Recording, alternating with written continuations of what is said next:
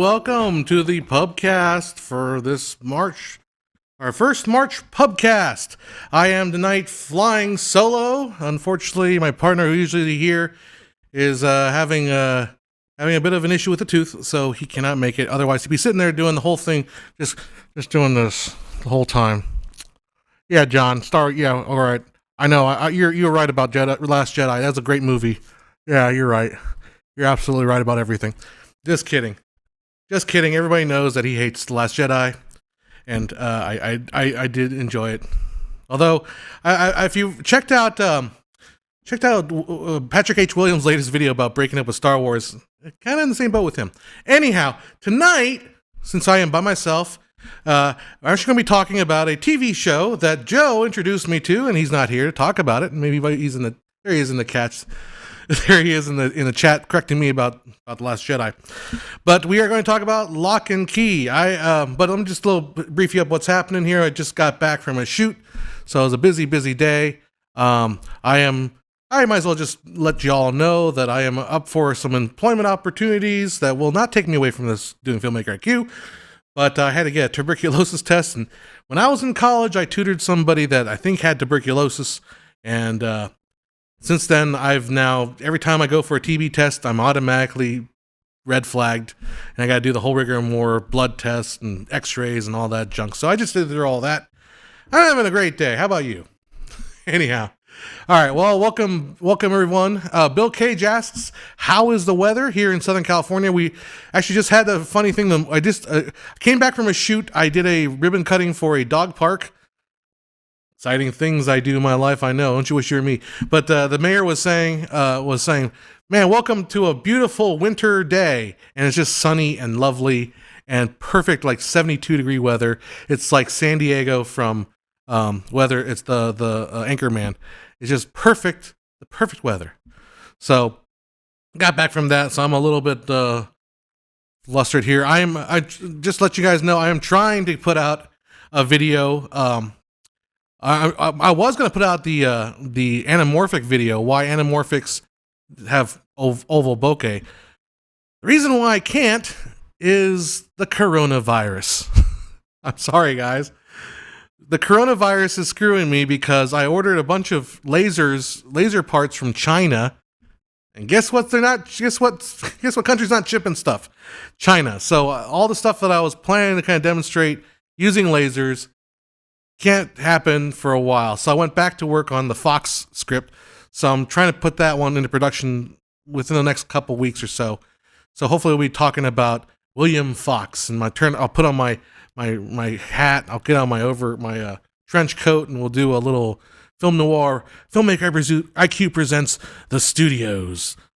And we're talking about William Fox, the man, the myth, the legend. Anyhow. So yeah. How's everybody doing? There's Bob. Nice back at you. And is Tim watching too? Oh my gosh, no. So, what are your thoughts on the rise of Skywalker? We're not going to go through that tonight. So let's go ahead and jump into it. Let's jump into the title in question. So we're in a weird position right now as far as movies are concerned. We had a kind of a good, enjoyably fun 2 months of January and February. We had the Oscars stuff come up. That was always exciting. And then we're hitting like a lull period now between like January, February. Let's throw out all our award movies. And now it's like, okay, well, this is like March is kind of like what January used to be, the dumping grounds. So we're waiting for Memorial Day. Memorial Day hopefully we'll be coming back for some more movies. We're going to try to see the new Pixar movie that opens this week. So we couldn't have time for that. So we're kind of up in nowhere. Like, what are we going to review this week? And there's always the what's the show called? The Impractical Jokers. There's always those guys, but come on, you didn't turn in to watch me review a TV show that got translated to a movie. Might be interesting. Who knows? I do like the show, but everything I read about the movie is like it's not really necessary. It's like it's the TV show but made longer and slapped on a weird plot. So we decided Joe had saw parts of this TV series from Netflix. Let me just go ahead and roll the trailer behind while I'm talking to you about it. Trailer from a Netflix series called Lock and Key, which is ironically based on a comic book. In fact, it's based on a comic book by Joe Hill, who is the son of Stephen King. And the basic premise of the show is this family has suffered a traumatic loss at the death of the father figure. In fact, the father was gunned down in their own home. A gunman came to their house and shot the father, and now the family is basically they're leaving Seattle where they lived. They're going back to the father's house where he grew up in to kind of reconnect with the dead father, because the dead father was very secretive about his past. Well, they get to this house, and the little boy here, as you see in the preview there, trailer, little Georgie from It. I'll float up here, Georgie. Yeah, that's the kid that played Georgie. He finds these keys, and these keys have magical powers. The first key he finds, I'm not spoiling too much here, it's the first episode. First key he finds, he can open a door and then go anywhere in the world he wants that he's seen before. So you can open the door, he goes to the ice cream parlor. And then throughout the show, they're discovering more and more keys. And then there's an antagonist, the woman in the well, who, showing a little bit there. There's a key that you can put into the back of your head. This is what you saw in the poster. You put in the back of your head, and you actually go inside the character's mind and find out all kinds of things about that person. So all these different keys with really fascinating and interesting things that you can do with the keys. And there's a antagonist, obviously. There's the woman in the well who, for some reason, and I'll go through this more in my review of the series, wants the keys and tries to steal them from the family themselves. So that's the basic premise of the show. Now, I have an interesting thoughts on. I mean, the show. Generally, I liked it. I think I enjoyed. I love the premise, the concept of the house with the keys that can do all these magical things. That's really cool. When the show was about that, I was sucked in. I was like, yeah, tell me more. But the show just wants to keep going off in these other directions. And I was telling Joe earlier on the phone, it's very much like a CW show. It turns into put it back on me, and very much a kind of a teen schmaltzy show. And then what happens about the middle point of the series is the characters start making kind of stupid decisions, like really stupid. There's one. I mean, I'm all right. You know what? If you're dying to see the show, you don't want me to spoil it. I'm not going to spoil it very hard. I'm going to tell you a little bit, some of the details. There's this one key that has this magical power to control anybody you know. All right, and they use it once for a gag, and then they never use it again, even though it's probably the most powerful key you could use. I mean, I'm sure you could probably explain it away, like, oh, it wouldn't have worked on this person, but still, that key could have solved like one major third act plot point of the series. It would have fixed it all. But they didn't do it because the kind of story has to go with it. Now, there's a couple things I wanted to mention just in terms of production that kind of struck me weird in a weird way. First of all, I guess I'm not hip to music. I mean, look at me. Do you think I know like the latest song by? I think I can. Could you believe that I would be able to like? I know all the lyrics to every Eminem song. Do you think I know that? No, I don't. Look at me. Come on. I am not hip to the music. All right. I am so nerdy when it comes to my tastes in music that I don't know what's popular. But the way this show works, it's got a weird like two life. On one hand, it wants to be whimsical and it has this, boom, boom, boom, boom, like weird whimsical musical soundtrack, and then it injects a lot of needle drop songs of modern indie pop. I don't know what this is. I've never heard any of these songs before in my life. Not even in commercials. I have no idea where they get their needle drop songs from, but I've never heard of them. And but they're completely the antithesis of this kind of like hokey, like not hokey, well, hokey in a way, but like whimsical kind of orchestral music. Something that if you've seen the show, the Gaiman show, what's his name? The one with the angel and the devil, and they at the end of the world. I forget the name of that show. If you've seen that show, the way that show's title sequence is, the music from that, versus like indie pop, something you would see like the 500 Days of Summer kind of stuff, that kind of thing. But so musically, it's got this weird two-face to it, which is kind of buggy. And then the last, I'm not going to try to spoil it, but the last 3 episodes or so, they were in a hurry to wrap up some storylines, and they just, I found myself yelling at the screen, like, why are you doing this? Don't do that. Don't go in there. You know not to do that. Don't send him by himself over there. You should know this by now. There's scenes where, okay, we talked, if you remember my video about blocking, there's a lot of scenes where the characters just be looking at each other and having a conversation, but they keep cutting back and forth to these actors, and they just have no business. They just sit there and stare and wait for their next line. And to me, I think I read some people on Reddit saying it has, it's got some bad acting. I don't think it's got bad acting. I think it's just not directed well, because the actors just kind of like say your line and then stare.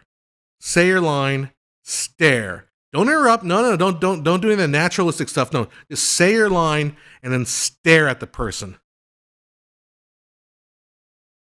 That's all. That's kind of like the way that most of the scene was. A lot of dialogue scenes were directed, and then there are scenes where you just saw what happened. And then the very next scene, the character that was in the last scene goes to talk to another character and describes what happens in the last scene. This is the last 2 episodes. Like, come on, get to the point, get to the story. Like, can we just skip that part of the, there's an old screenwriting adage that says, start the scene after hello and then leave the scene before they say goodbye.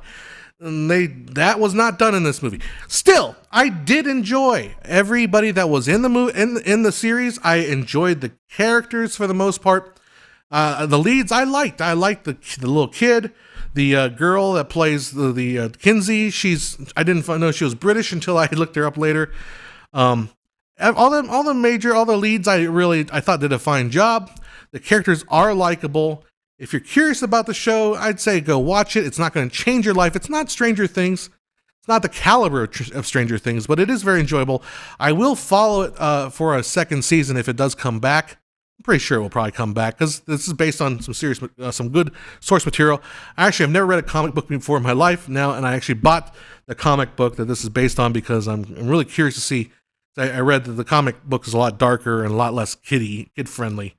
And the show is a little more age. It's very CW-esque, very kind of 14 to 17, 14 to 16. 17-year-olds might be kind of lame.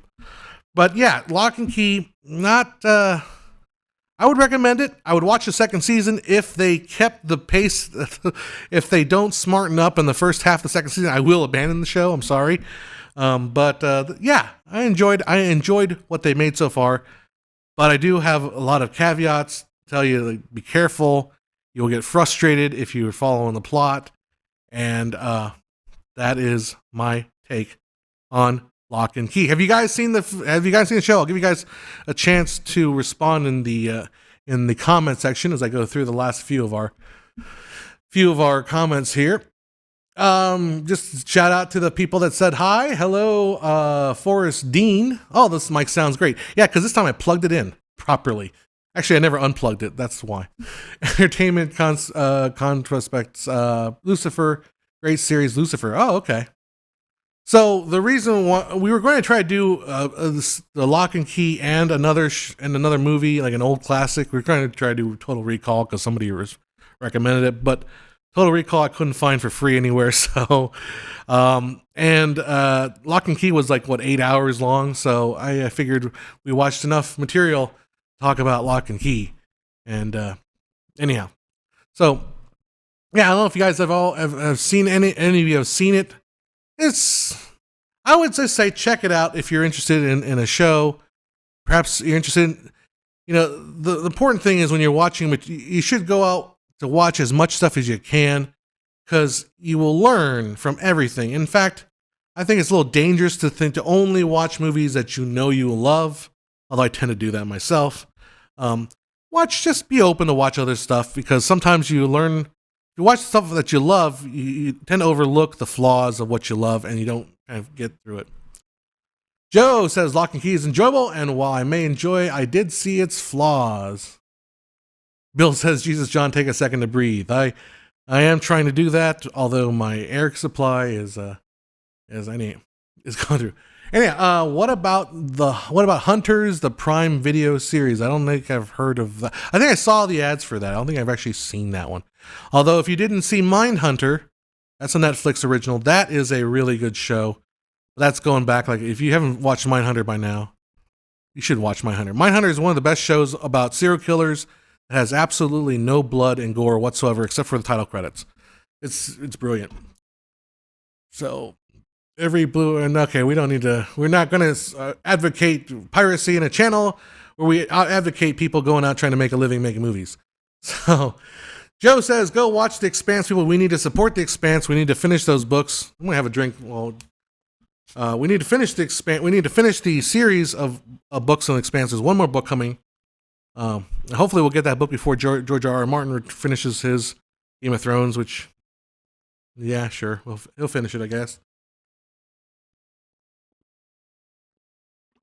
Oh, I saw it, and it was so good. Wicked, dark, insightful, revealing, sinister.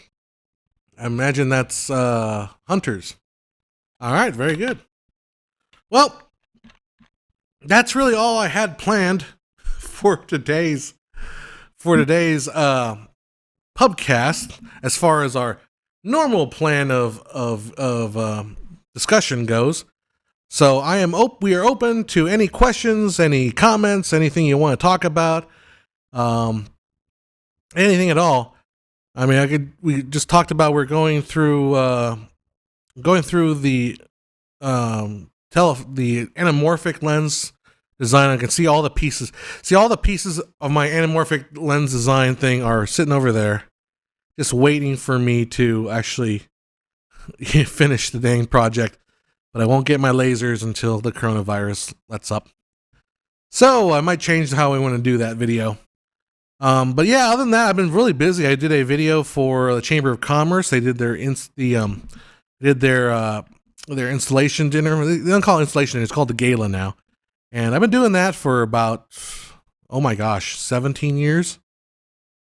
I've been doing that as long as some of you guys have been alive on my chat. That's kind of sad. So I've been, that was a lot of logos and names, So what that did was I just created the video elements for their award ceremony. So, and the nominees for tonight's Silver Award for Best Business of the Year goes to, our nominees are, and then they list all the pictures and logos and stuff like that. And make it real nice, make it real fancy. It's held in a beautiful ballroom at Pechanga Casino, Resort and Casino, and fabulous Southern Temecula, the Southwest Riverside County wine country.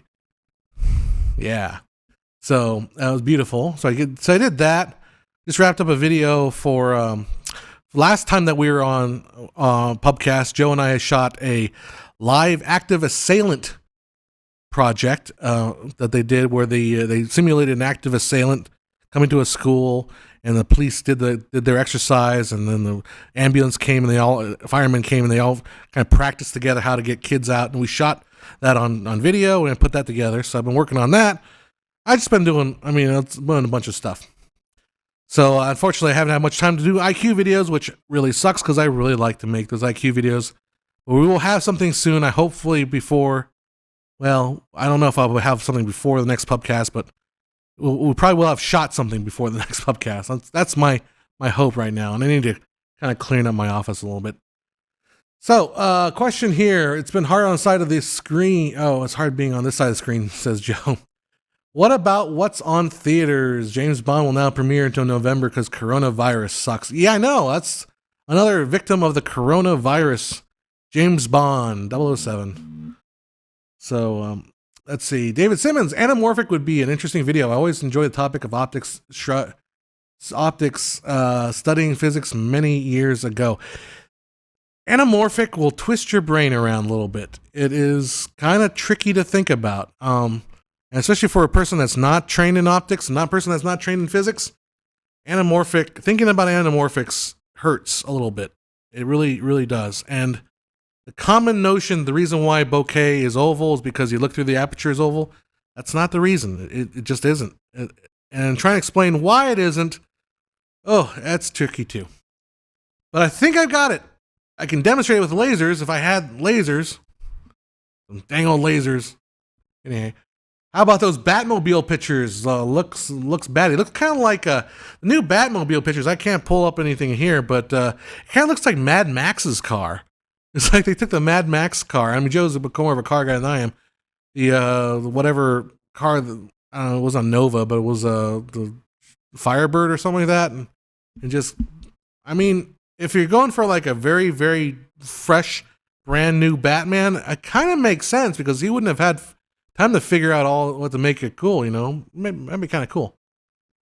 Yeah, Dave Simmons, it gives me the appreciation of good lenses. That's the thing I want to get across to people with lens design. And when I do optics stuff is I don't want people to get the impression that they can make their own lenses based on watching one of my videos. That's not the point. I'm trying to illustrate that, yeah, this is how lens conceptually works. But to get rid of all those aberrations that we just kindly skipped over, that takes a little bit of effort. It takes a lot of effort, and that's why good lenses are so amazing. And I was just driving home tonight, and I was actually thinking about doing another topic, because I got a comment on my YouTube channel, but somebody was arguing with me about sensor sizes, which I'm gonna do it right now. You can cut this part out. Don't argue with me about sensor size. You're gonna lose. Sorry. It's just don't argue. Don't try it. But anyhow, they're arguing. I forget what it was, but anyhow, I was thinking, man, I'd like to go back and revisit some of these video topics. The problem is, a lot of the videos, I've kind of felt like I've done them, and I've done them the way I want to do them, and I don't feel, unless I have a specific point I want to get to, I don't see any need to remake a video. Like if I want to talk about sensor size, or if I want to talk about zoom lenses and apertures, and why zoom lenses and constant f-stops and stuff like that. But I'm not going to go back and remake a video I'd made, previously. So one of the things I was thinking about is how come a lot of zoom lenses cap, when you get to the higher end of the zoom power, it caps out like a f 3.0 or something, a 3.8. I think it has a lot to do with the size of the actual glass. But anyhow, something I got to look into. All right. Chris Hoffman says, when you do a commercial project, how heavily do you edit the finished video? Oh, I'm going to take a drink here. All right. When you do a commercial project, how heavily do you edit the finished video? Additionally, when shooting live events, how do you deal with not being able to do additional takes? Good question. Two good questions. So I'll give you an example. When we did this active shooter training, and basically that is I just went there with the idea I'm going to capture as much as I can, as much as they will want me to capture. The law enforcement said, don't capture this part. We're going to do some things we don't want the active shooter to know we're going to do. We're going to surprise them with stuff, so don't shoot this part. So we weren't going to shoot that part, but we were going to shoot the part where the rescue team comes in and picks up the kids. So basically just follow them around and just capture as much as you can. And then the way the story was built around was after we captured all the footage, all the B-roll, we went and we interviewed like a police officer, the district representative, like a crisis actor that was there, and we just interviewed them, know what their thoughts, and I kind of weaved the story out of what they said. Now, I'll be honest with you, I just sent the video off yesterday. They haven't gotten back to me, so I could have screwed the whole thing up. I could have, it's only 2 minutes long. They could be like, oh, we want something different. So I don't know, but that was what I was given. I was just kind of given, capture this and try to get something together that the public will understand what happened here and why it's important. And hopefully that's what I did. Hopefully. I don't know. I gotta be modest because you never know. Maybe they're like, we wanted more footage of the police, or something like that. So that's how do you edit finished video? That's part of it. You try to find the story, try to find the through line. It's tricky. And that's why we editors get paid what we get paid. If you were like, well, machines will one day edit. Sure, okay, let the machine edit. Fine. I'll just go sit in the corner and tell no, that machines can't edit. That's not the point. It's about finding the storyline. Sorry, I'm just coughing here. I don't have the TV, I swear to God. The other question was, how do you deal with not being able to do additional takes? You just gotta deal with it, and you learn to love the mistake, and then you always practice to be always shooting. So don't try to time the record button with the actual event you're shooting. You're rolling like a minute before the event's supposed to happen. You're rolling already. That kind of stuff like that. So anyhow. Yeah, Joe says, the Batmobile is kind of like a twisted Dodge Charger. Andromeda Strain Remastered, you can really see the difference between Zoom and Primes. Really? Okay, I'll have to check out that. Andromeda Strain, I haven't seen that in a long time. I love the book. That was really kind of cool. Which sensor size is the best? You know what the sensor size is the best? I gotta say, it's probably 4x5. I'm enjoying 4x5. I think 8x10 is just excessive. So, if you guys don't know what 4x5 is, let me hold on one second and I'll get you an example.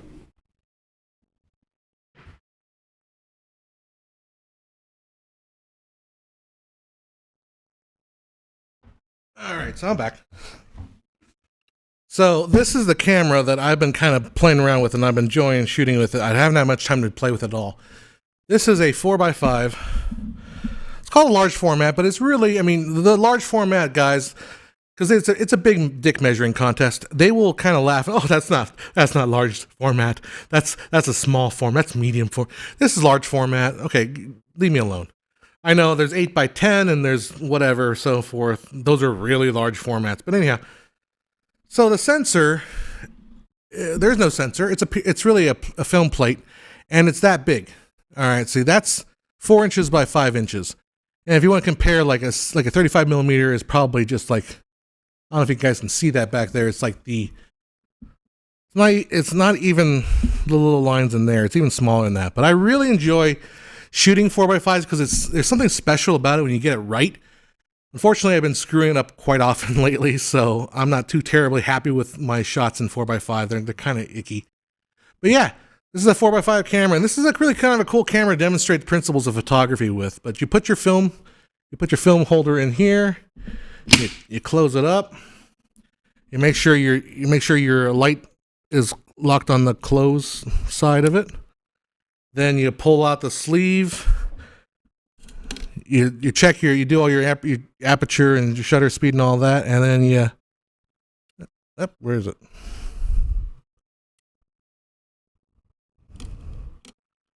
Oh, then that's good. Oh. I'm very bad at demonstrating stuff, apparently. Oh, I had it on bulb mode. Let's see. Oh, I just shot my picture. Yeah, there it is. So you pop everything, get everything ready, do your shot, put the cover back on the film, pull the film sleeve out, and then you develop the film. So I've been wanting to do a lot more with this, but I haven't had time because I've been busy. When I did have time, I tried to do Filmmaker IQ stuff, and anyhow. All right, so what else is going on here? Is there something special about YouTube Live right now? There's like 5 channels that are streaming. Probably because it's 5 or 6. It's 6:30 on West Coast time, so we're all just doing our old things like that. All right, in the older FIQ films, the chalk on the chalkboard effect was that After Effects? Yes, it was. That's all. The visual is After Effects. Yeah, I used a program called Characteristic. I'm not hiding the secret on behind it. It's a animated font called Characteristic. It's available on Envato or videohive.net. And when I first started, I'll tell the story till I die, I had to place every single letter by hand. I'm sorry, the name of the font is Blackboard. I had to place every single letter by hand. So I would go H, I, put a little space, I, comma, for the apostrophe, M.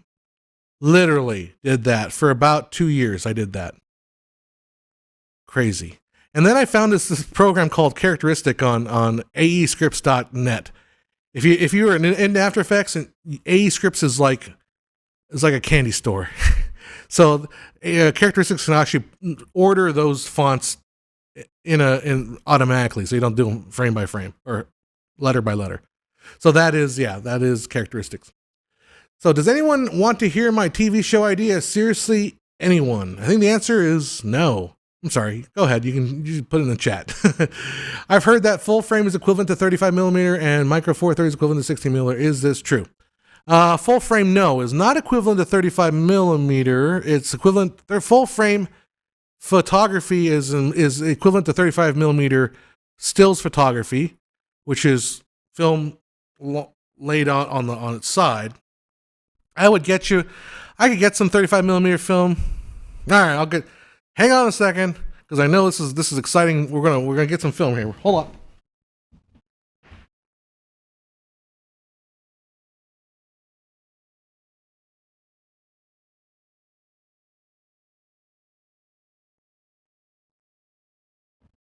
People just tuning in like, I just tuned in to watch this thing go nothing. All right, so here is 35 millimeter film. All right, it's hard to see, but I'll just take one out. Oh, geez, I'm gonna regret this. So when you run film through a camera, a stills camera, it runs it horizontally, right? So the picture is wider than it is tall. So that, if you probably can't even see that, but the image is made like that. So the image is 1, 2, 3, 4, 5, 6, 7, 8 perforations long by the width of the film. So that's 35 millimeter. That's standard.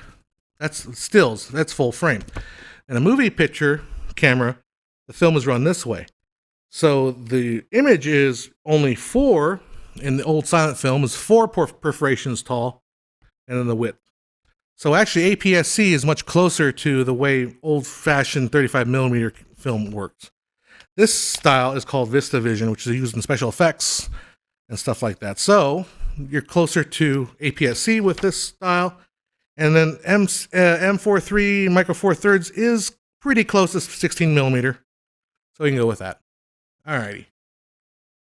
What is the plot of your show? We have to pitch it on the platform. Okay. Bill Cage came back. All right, here we go. We're gonna pitch Bill Cage's show. It's called Afterlife. It's about a guy who dies and goes to a ghost dimension. But whatever killed him was so intense, he can't remember who he was when he was alive. Dun dun dun. All right. That's actually not a bad idea. I'd watch that. Throw in some, put Amy Adams in it. No, definitely watch it. All right. Okay. But no, that doesn't sound bad.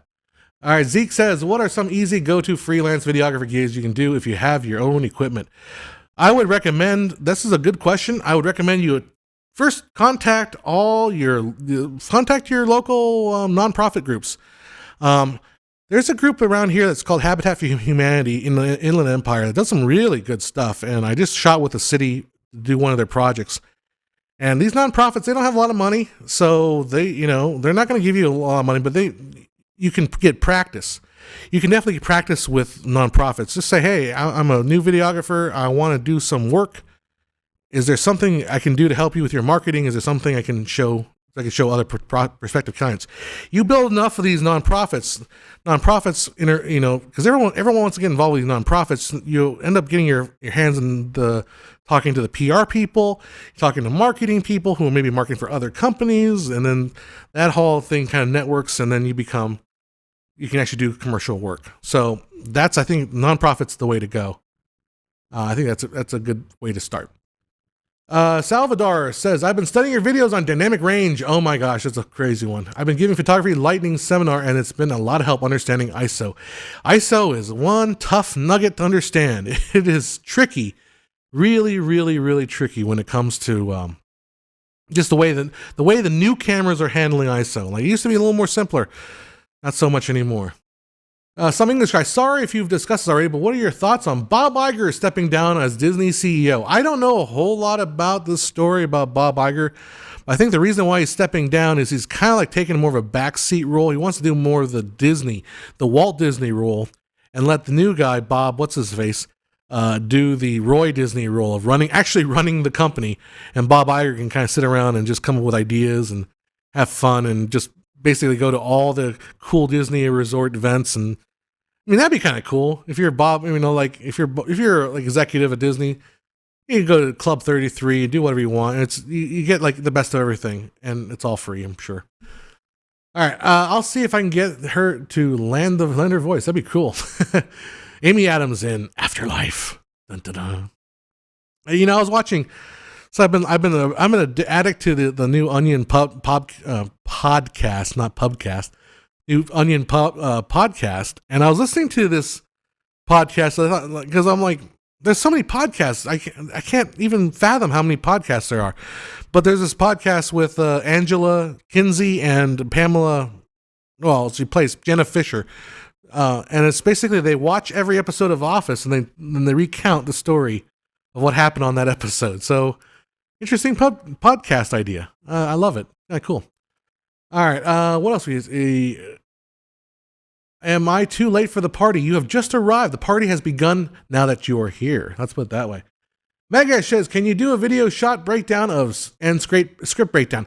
I don't like the script breakdown stuff. I mean, you gotta be real careful with when you do that kind of analysis, because you are intentionally looking for patterns. The brain is a very interesting. The brain is. We are fooled into how objective we think we are. The brain makes up a lot of shit. You close your eye, there's a part of your eye that sees nothing. There's a blind spot in your eye. And yet your field of view, you don't notice that because your brain's literally making up whatever it thinks is in that blind spot, right? We are completely unobjective. So if I showed a script and I showed you the scene, like, okay, it doesn't really show you much. It doesn't really explain much. I'm much more interested in the transition from a script to a scene, because a lot happens between the two. People think that. Okay, I'll just say there's this guy on Reddit that demonstrated he had this big, huge spreadsheet of all the little details he put in his script. He says, on page 32, I put a detail about a specific a motif, and on page 64, the motif again appears. So I know I can check every 12 pages. It appears precisely every 10 pages. The same thing happened. I'm like, dude, if you ever sold that script, the first thing the producer's going to do, rewrite it. So all that time you spent putting the little motifs in the right places, it's going to be trashed. I mean, the best scripts are rewritten. I don't think there's a director in Hollywood that's going to take your script, he's going to buy your script and not probably rewrite it. Because anybody's script will be rewritten at least once or twice. So anyhow, that's why I don't like to do those big giant comparisons, because they're not really that cool.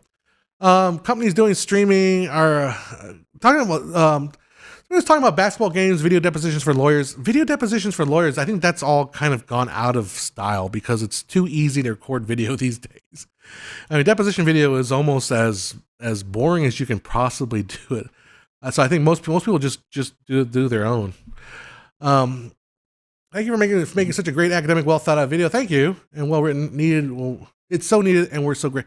I hope I'm not trying to honk my horn here, but I feel like there's a lot of crap out there. Okay, I mean, I'll be honest. Like recently, I stopped following Facebook groups on filmmaking Facebook groups because I got so sick and tired of the crap that's out there. It's mountainous. I'm sorry. I can't deal with it. So I hope what I'm putting out there is as good as I can make it, but I can't help everybody, man. Those film forums. I'm sorry if I'm getting off track with it.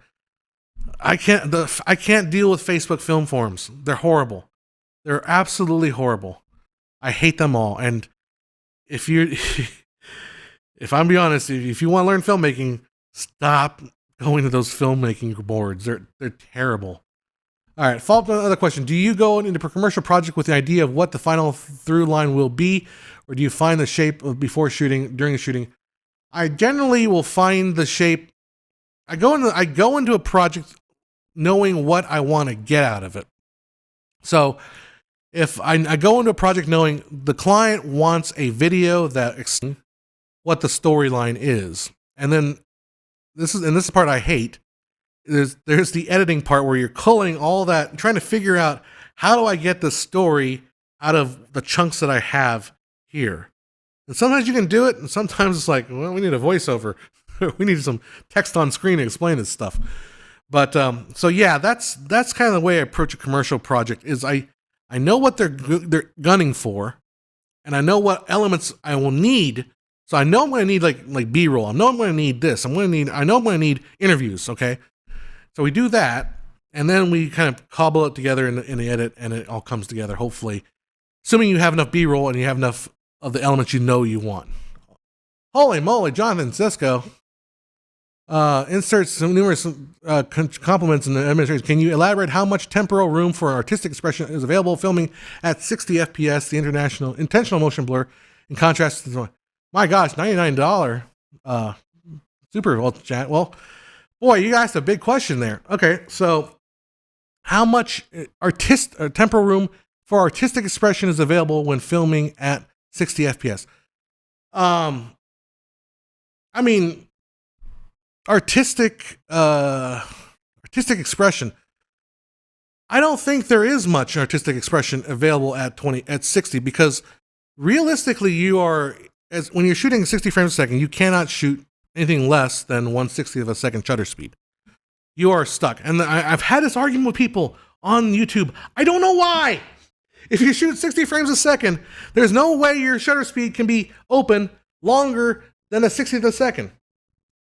I don't know why anybody argues with me on this fact. And yet, YouTube does. I don't get it. All right. So, as far as the actual, so you are stuck at 1/60th of a second. That's pretty quick in terms of shutter speed. It is about, stop more than 1/48th, which is what we tend shoot at 24. But you got to remember, 60th, you're already kind of pretty quick, and the frames are coming in really fast. So can you tell the difference between a 60th of a second and a 1/20th of a second at 60 frames a second? Probably very, very, very minor difference between 60th and 1/20th of a second at 60 frames a second. So I think you're at a point of diminishing returns. So as far as artistic capability at 60 frames a second, there's not a whole lot. You're 60 and above. You're kind of crowded in the corner. You're already there. So as far as, I'm getting a lot of time here because you did put a pretty big dollar amount on that question there. So in contrast to 24, okay, so 24, we can go all the way down to 24th of a second. 48th is our normal shutter speed, which is significantly different at 24 frames between 1/48th and 1/24th. And we can go up, obviously, to any number higher than that and get, super choppy motion. So I think 24 gives you a lot more options as far as artistically speaking, is what you can do with this character of the motion. 60, you're kind of just stuck with whatever character, because 60 is so fast. We're already kind of pushing the boundaries of what our eyes can kind of perceive. I always get in trouble for saying this, but you have to be very, very careful. Our eyes are not cameras. Like I talked about how we have a blind spot in our eyes, so our brains are making up half the crap we're seeing anyways. Our eyes are not cameras, so at 60 frames a second, you start to kind of run into that very diminishing returns. You have to get 60, 240, 480. You have to kind of double the frame rates in order to get any perceivable differences. But then you're talking about huge, huge number jumps. So anyhow, 24 just is so much more flexible, more just nice to me. And you're actually watching this stream in 24. So I'm doing all kind of crazy stuff, and you're not herky jerking. I'm making all those PC Master Race kids and they're making their eyes bleed by watching this 24 frames per second. Oh my god, it's so terrible. But anyhow, that's the idea. All right, Bill Cage was really Okay, Jonathan, bro, WTF? Why not? India's Steven Spielberg came to Hollywood and he can't get anyone to listen to him. Well, because he's India's Steven Spielberg. If he was America's Steven Spielberg, they'd listen to him. But he's India's Spielberg. I mean, Hollywood makes movies for the world in a sense, but Hollywood makes movies for itself, right? India makes movies for itself. So, if Finland's Steven Spielberg went to India and tried to sell Bollywood on something, they'd say, you're Finland, who cares? So that's why. Don't take offense to it. It's just the way the world works. So Bill Cage asks again, what would be the best place to pitch my series? I don't want to give a company I can't trust. Yeah, I know, that's tough. I'm not the one to really tell you the answer to that question. You can try to find a production company that you can try to pitch to. You get IMDb Pro and go to look at Netflix shows and maybe try to find a company that produces the kind of stuff that looks like the show that you made, or try to approach but it's hard, and I wish I knew better what to tell you. There's a lot of like fish oil guys out there trying to sell pitch fests and all that stuff. And I don't know. I'm always kind of afraid of that. So it's tough. I'm sorry. Bill Cage, you would have to write a treatment outline, yep. And you don't have the previous backing, or Joe just kind of give you some more thoughts there. Hollywood recently makes movies for China. Yeah, because China has money. Two reasons. China has a big, 1 billion people in it, so it's a big market. And two, China only allows a certain number of movies from other countries into their theaters. So Hollywood's like, well, we're not going to we're going to make our best movies, So they do try to make something just right for China. How about showing that nothing happens? How about a show that nothing happens? Yep. All right. Thank you for the answer. The dollar amount was to give the needed number of characters to ask my questions. Oh, well, thank you very much. Well, I appreciate that. I don't think I set that, but thank you very much for that figure. We will put that to use by paying the bills around here. Best festival for screenplays. I don't know. Whatever. I mean, okay, Google this. What movie did you make? Oh shoot, my phone's like yelling at me. Now Google the question: what movie was ever made from a screenplay that won a screenplay festival? Go ahead, do it. You might find a couple, and maybe those are the ones you should enter. So if that's the case, otherwise, then ask yourself, like, is it really worth all this? I mean, screenplay festivals may be a good place to get some feedback, but what is it really good for? You tell me. I don't know. I'm not casting aspersions. I'm just telling you what I'm saying, what I'm thinking out loud.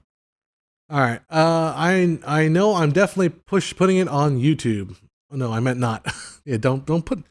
Hey, you don't put your film on YouTube. Don't put your TV show. I'm bumbling over myself. I'm tripping over my words. What about making a first-time commercials? A good idea to find something similar to copy shot for shot. Because one of the reasons why I left the film forums on Facebook was because we got in a very annoying argument about copying movies. Copyright. All right, I'll say it. There's this movie out there called Horse Girl. Stars Alison Brie, and some jackass thinks his movie it's a straight up copy of his movie, and he put two clips next to each other. He's like, look at this Horse Girl movie. It has a girl who just suffered a terrible thing. My movie has a girl that suffered a terrible thing. Straight up copy, right? That must be a copy. Never mind that the girl suffered the death of her mother. This other girl suffered a breakup from her boyfriend. Two completely different scenarios. No, straight up copy. That's a copy. That's a copy. That's a copy. So can you do this? Two shot. Shot of a girl waking up in bed. Shot of a girl waking up in bed. Oh my God. The world is... No, anyhow. So copying a commercial, I wouldn't do a shot-for-shot copy because why? I mean, the only thing you're doing shot-for-shot copy for is learning how to just use your camera. You're not developing your voice. And the reason why you get hired for doing commercials is for your voice, for your ability to pull together a story. So you might do when back in the day, Joe and I used to do parodies of stuff, and parodies is a different thing than strip copying. You're taking something and you're kind of mocking it. You're doing a copy, but you're mocking it at the same time. So that's okay, I think. So I think more find your voice rather than try to do a straight up copy of something. How about a live cast where nothing happens watching a drink guy? There's a lo-fi pop channel called that. It's been running for like 8 years where nothing happens. You just sits there and the cat like hangs her tail. Anyhow, drunk blah blah. Okay, nah, this is just sparkling water. How or why do people believe they're being copied? All right, the reason why this guy thinks he's being copied is because two things. He's got an ego issue. He made a movie. It cost him $10,000 to make, which is a great accomplishment. You made a movie. Good for you. But you see another movie and it kind of resembles your movie. And if you've got that notion in your head that everything is about you, it's that narcissistic thing, and then everything that looks like it's a copy becomes a copy. I mean, I'm not going to go down the site. I'm not going to psychoanalyze this guy. But my actually did come back and forth with the director. It's very much, he said he was creatively molested. No, you are not creatively molested. I hate that term. I even hate anyone saying that. You're not creatively molested. No one, you have to, I don't know, maybe it's just an immaturity thing. Cause like, it's just realizing that like if I played a G chord on a guitar, and then somebody else played a G chord. That guy copied me. No, he didn't copy you. It's a G chord. You shoot a two-shot. Anyhow, I don't know. I'm babbling now. I really don't know where it comes from. I think it's a maturity problem, like not understanding the way art works. Art is a conversation. Art is a commentary on the world itself. And the woman was asking me, what would it take for you to think that a shot is a copy? Oh, shoot. I got a car alarm back there. What would it take for someone to think for something to be a copy of a shot? I'd say, to me, a copy of a shot would be literally taking the file and copying it on your computer and then using that file. I think if you go through the trouble of actually recreating a shot, then you're probably fine. Although the courts might disagree with that. I think the courts are a little more harsher on that. But like the thing is, you're never going to be able to perfectly copy a shot. Just the nature of the world. Anyhow, I spent enough time on that. Let's talk about something else. Tarantino has left the chat. Yeah, Tarantino is a great example. It's like, oh, he copied that. Well, okay, so what? Like he copied the girl Elle, what's her name, walking out of the whistling. It's the same exact. It's not the same exact shot. She's whistling as she's going through the hospital, and the other shots he's whistling as she's going down the sidewalk. Different shot. So what?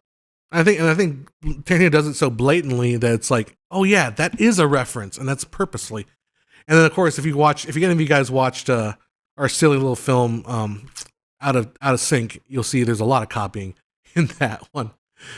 Okay, Joker ripped off my film. My film had a clown in it. Joker had a clown in it. Rip off! Exactly, Bill Cage. I'm so upset.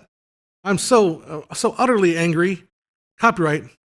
Anyhow, I have seen an episode of Stranger Things. I have a few episodes left of the Netflix original series. The Toys That Made Us was fun. Even more fun, The Movies That Made Us. Check that one out because you get really. The Movies That Made Us is probably one of the best documentaries on how movies actually get freaking made. I love that show.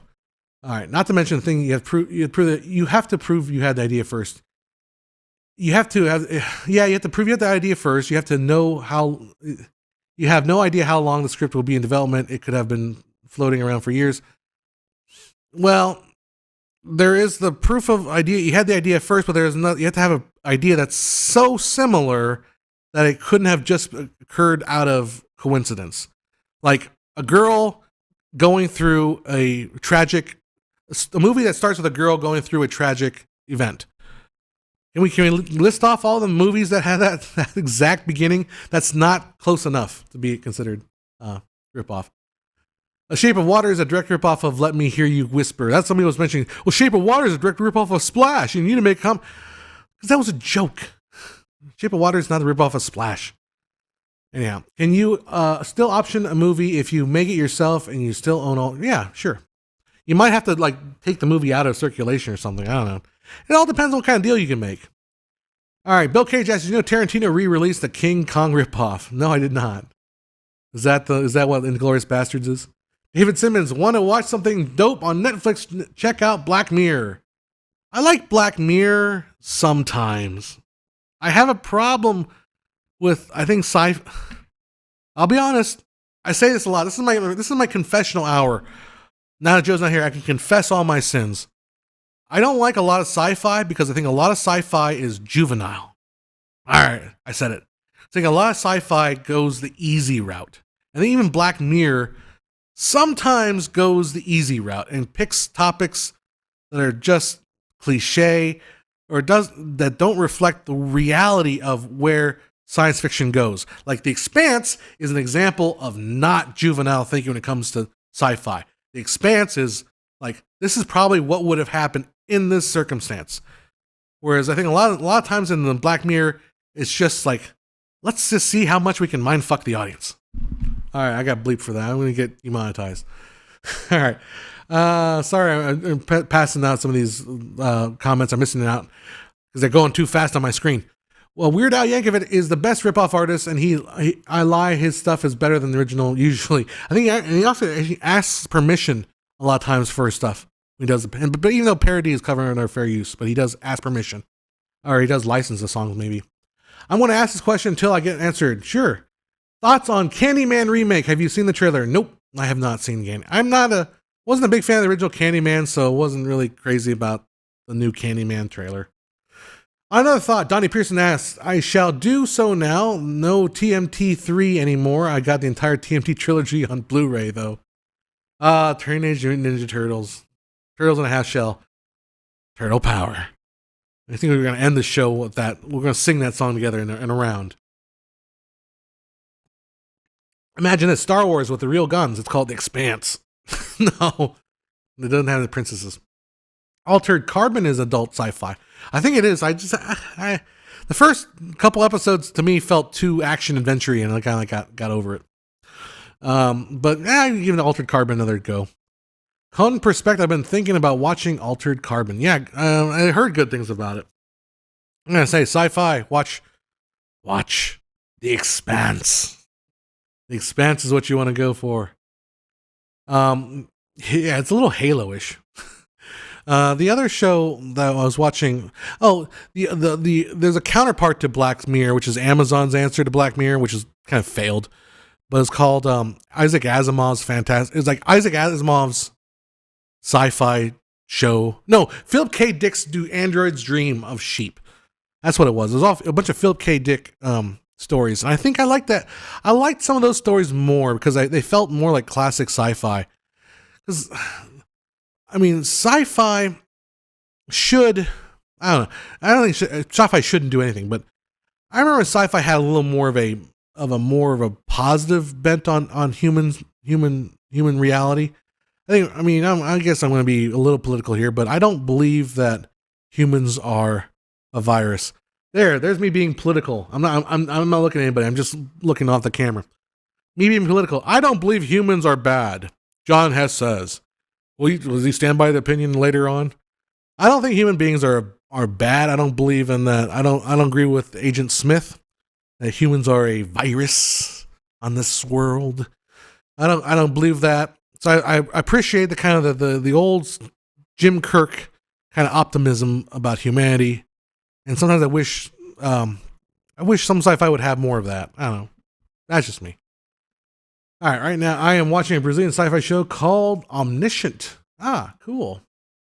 Backing up here, Donnie Pearson. I love Weird Al. His Jurassic theme parody of MacArthur Park introduced me to him. Speaking of Jurassic Park, it's in sixth installment, Jurassic World Dominion is a year, 3 months away. I don't think I saw I finally saw the last Jurassic World movie on HBO, and I thought that was pretty pointless. So, hey, you know what? If they hired me to shoot Jurassic World 7, I would say yes. Can I have another one, please, sir? I mean, I will. I would say yes, definitely. And I would be telling you every week on the Pubcast to go to see the new Jurassic World movie because it's going to be awesome. And heck, I can't blame anybody in that situation because I would do the exact same thing. All right, yeah, the poetic optimism of Star Trek TNG and even Star Trek TOS, but not Picard. I haven't watched Picard. I just watch Red Letter Media. That's all I understand of Picard. All right, so we're gonna get some more questions. Going back into the science of cameras. Let me take this drink here. Ah, that's delicious. All right.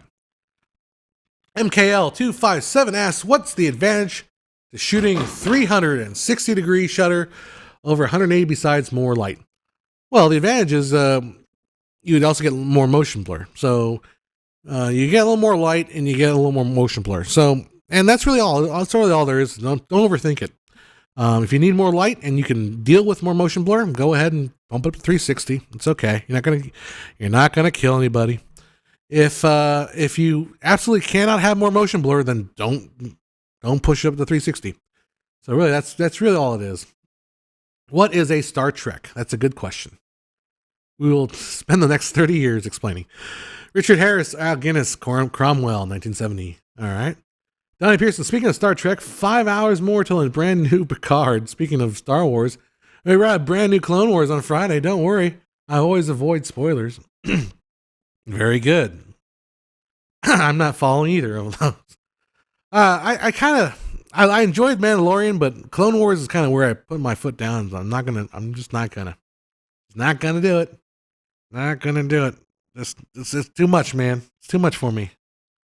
I put my film in the proper way here. But yeah, Donnie Pearson says, thanks, John. I know. Hey, I'm just trying to speak the truth here on the Pubcast. You watch me putting film back into a sleeve. Highly entertaining stuff. I know you're wasting your Wednesday evening watching this. Alrighty, I'll put my film back away. Actually, the reason why I'm doing this is I want to check the time, see what time we're at here. Sorry. All right. Rom-com worst. You know what's funny? Is I actually love the rom-com. Rom-com is really my favorite genre. One of my favorite. Maybe it's not my. It's pretty close to my favorite genre. Romantic comedy. If it's done right, like my favorite movies are the ones that are romantic comedies or romantic. The stories about romance and human relationships. Those are the ones that really like you wouldn't say Marriage Story is a rom-com, but it's like one of my favorite movies from last year. Like Woody Allen, Annie Hall, 500 Days of Summer, those kind of movies. You wouldn't call Spotless Mind, with Endless Sunshine on a Spotless Mind. You wouldn't call that a rom-com. Kind of is a rom-com, but it's not really happy rom-com. But yeah, those are the movies I love the most. And rom-coms, I think I love rom-coms when they're about something, you make you feel something and make you laugh and you have a good time. But I'm not into frivolous dresses and materialism of like 27 dresses, that kind of crap. No, not that. All right. Brian Pierce, speaking of all things television, John, what are your thoughts on Seattle's Q13 Fox KCPQ and Joe TV's KZ1JO, 22 now owned by the Fox Corporation through its Fox television stations? I think a lot about that. I stay awake all night thinking about that. In fact, last night I couldn't sleep because I couldn't grapple the fact that Fox took over Q13 KCPQ. I mean, I tossed and turned. It made me so angry that they did that. Oh, I can't believe they did that. That's how I feel about it. I'm very, very upset. You can write my congressman. You can write your congressman. Please get a letter campaign going, because we need to take action one way or the other. Tarantino loves rom-coms. I want to go see. My Joe is such a lazy. Joe will not go with me to L.A. to see Quentin Tarantino's theater. We got to do that, Joe. We got to go to L.A. to see, because I want to see Quentin. I want to see Tarantino's musical picks. He plays musicals at his theater. I want to see what movies he picks. He loves movies. Anyhow. Some English guy. Did anyone see the Mark Ruffalo film Dark Waters? I like director Todd Haynes, but looks kind of bland and Oscar baity. David Simmons, I'm roaring out rom-coms after 6 years in the Philippines. Maybe. Solomon Nee, every 10 minutes on the film has to come to a grinding halt so a man and a woman can talk to each other about their feelings for 5 minutes. What do you expect in a movie about feelings? I mean, you kind of hopefully that's what they do. So Joe says, "We're at Adventure Up. We're going to do it. We're going to go see Quentin Tarantino's New Beverly Theater." Hi Pearson, I love the new era of Q13 Joe TV. My family used to be in the two Fox O&O markets in Houston, Dallas, Texas, Fort Worth. Come Canada Day, Fox and Joe TV will be rebranded as Fox 13, Fox 13 Plus, respectively, with new title cast changed from Q13 News, the new Fox 13 News. You know what's ironic? So I'm doing this Fox video, and we need to wrap up pretty soon, but we'll wrap it up on this. I'm working on this new Fox video. So William Fox is perhaps one of the most interesting characters. He's one of the reasons why Edison went down. All right, Edison tried to monopolize film and try to squeeze everybody. Not Edison himself. He put some patent attorneys on his company because Edison didn't give a crap about film. After a while, I was like, film, screw it. I don't care about film. I want to go into work on my real passion, which is phonographs, all right? All you mothers can just get out of here because all I care about is this phonograph. I want to play my phonograph all day long. So he let the attorneys take over MPPC, Motion Pictures Patent Company. So what did the attorneys do but squeeze every living dollar out of it, right? They try to go after everybody. And William Fox is the guy that kind of broke the back of Edison's Motion Picture Patent Company. So William Fox is kind of the guy we had to thank for actually having a movie industry. All right. And then when sound came along and the jazz singer was getting all the praise, the jazz singer is the reason why we have sound. Well, the jazz singer used what else? A phonograph, right? And it used the film connected to the phonograph. Well, how's that going to work if you needed to edit the film for the censors? Well, you couldn't because you had to recut a new phonograph, right? So it couldn't work. Fox knew this, so he put all his effort into creating sound on film and working with Ted Case and the guys from Germany, the Ergon folks. So Fox is responsible for taking out Edison and for basically creating the sound on film. And what do we have to pay for him? And in 1939 or 29, he basically loses his company, and he's kicked out of Fox. He's kicked out of Fox. The man named Fox is removed from a company called Fox. Gone in 1932.